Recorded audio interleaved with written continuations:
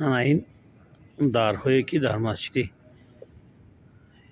امام ابو حنیفه که در شهر دوشنبه جایگیر است، یکی از درهایی که در نزد محراب جایگیر است. همراه اهمیت دادم. اینا ببینید، اینا از بالاش بگیرم یک در است که از چوب های تاجیکستان همین تیار کرده شده است. ببینید، اگر با یک چیز همین اگر اهمیت دقت دیه چقدر نمی ببینید که نمی 20 سانتی متر هم نیست، 17-18 سانتی متر. چقدر مستوای چیره دست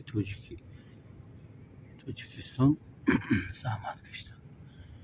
ببینید با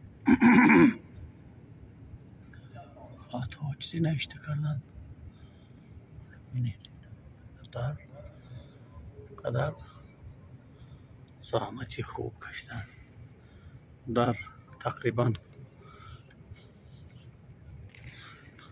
یک با شاید 3 باشد از اندازش.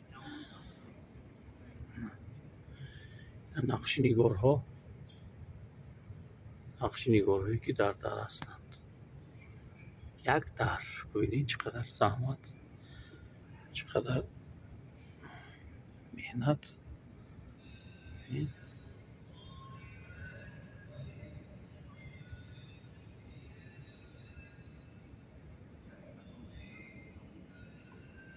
اینجا باید نمود خاص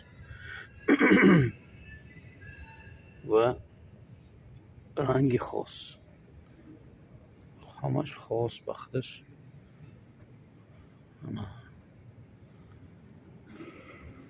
مخصوص. السلام علیکم و رحمت الله و برکاته.